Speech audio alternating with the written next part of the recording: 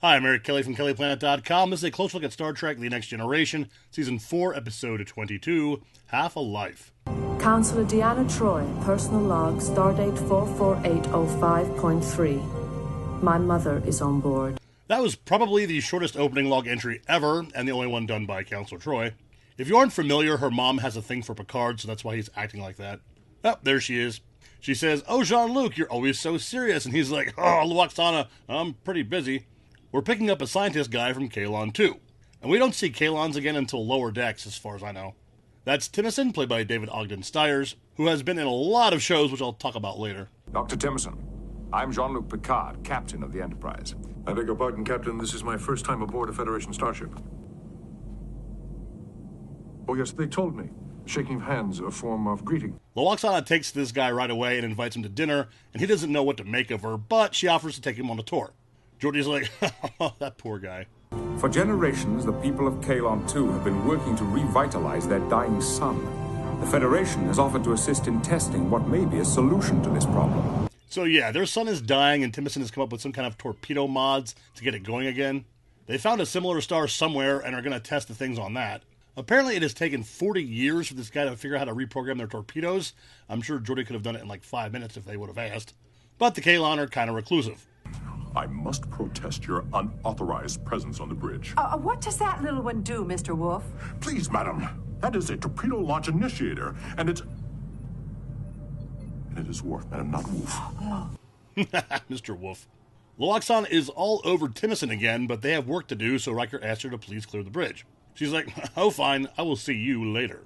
They are trying to work in engineering, but Luoxana shows up like right away, and we get to see Carol Stroiken as Mr. Holm again. They're going to have a picnic.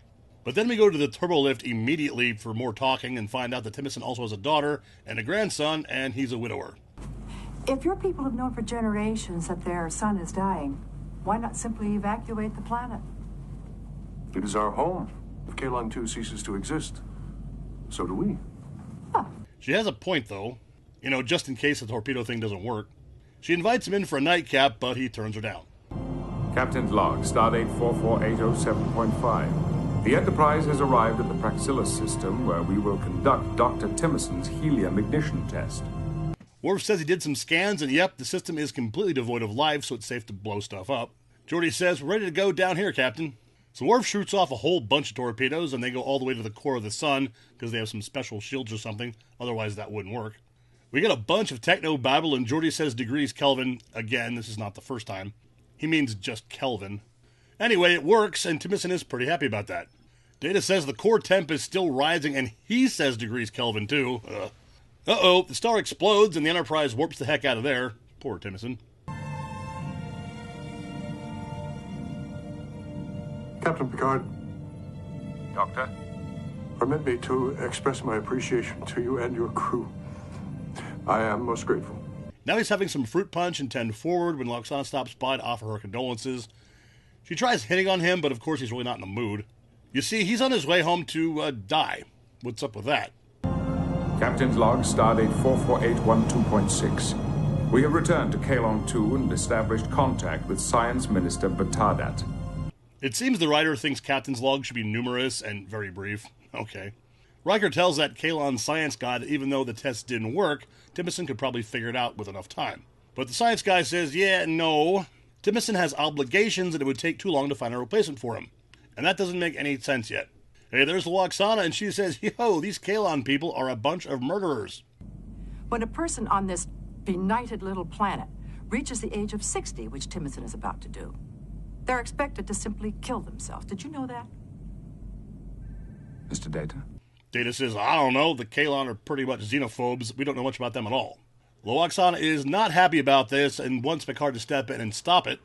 But he can't because, Prime Directive. Well, that's your Prime Directive, not mine.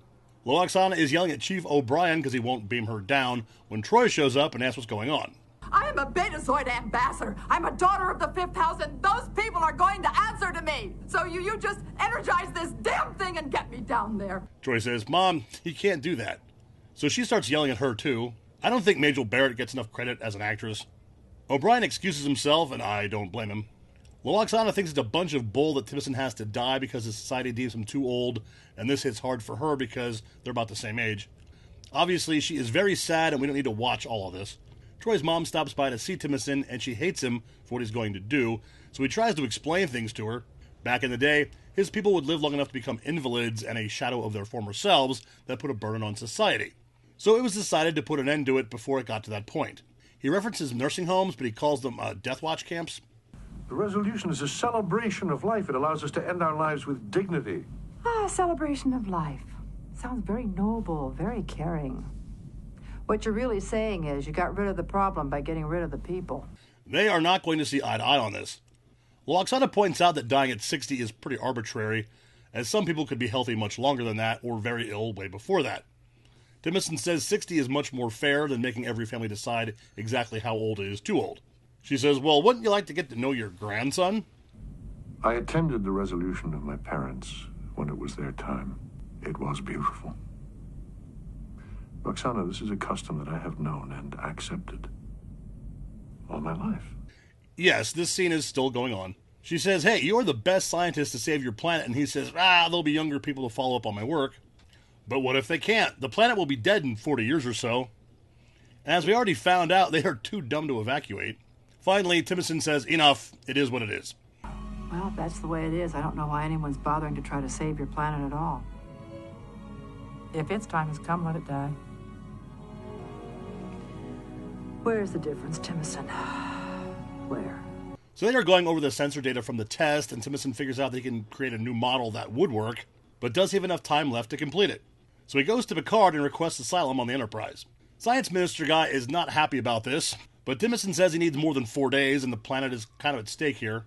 He needs to finish his work. But Science guy says, no way, you need to go die, others will handle it.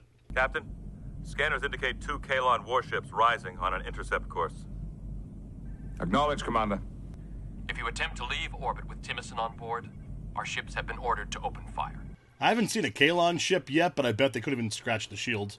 Oh, there they are. Timothy is trying to send what data he has down to the planet, but they have cut him off because these Kaelons sure are ridiculous. Timson's all like, oh, since I won't terminate my life, they terminate my work. Me being alive is much more of a threat to them than our dying son. Yeah, because they're not too smart as far as I'm concerned. Hey, that's Timothy's daughter, played by Michelle Forbes, who would become Ensign Rowe later next season. Her name is Dara, and she's there to convince her dad to come home and die. All I'm concerned with now is you, not your work. Your work is over. It is your time to rest. Perhaps you will feel differently as you get a little older.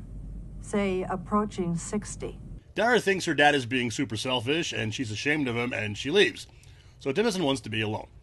Loxana is talking to her daughter and questioning if convincing Timothy to live was the right thing to do, or was she just being selfish? And hey, there he is again. He's going back home, and he says he loves her, but he can't be selfish either, and death is the thing to do. Roxana. It is the custom for your loved ones to join you at this resolution, is it not?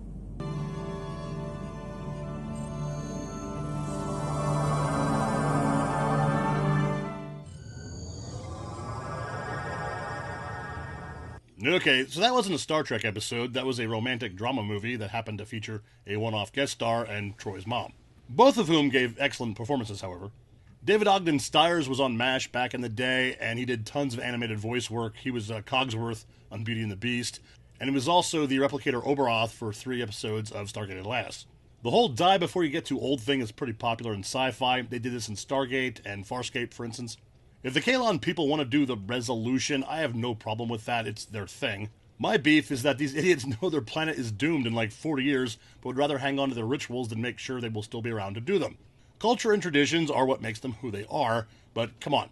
They could have faked Timothy's death and let him finish saving the planet. Hi, I'm in editing, and this video is quite a bit shorter than normal, and that's what happens when you have a script that's all talking about feelings and that's it. I could have put another 2 minutes onto this if I would included all the footage of Loxana crying, but I'm sorry, that's very, very boring. I want to watch a Star Trek episode, not like the heartfelt movie of the week. That's just me. Anyway, this episode is fine, and the acting was done really well.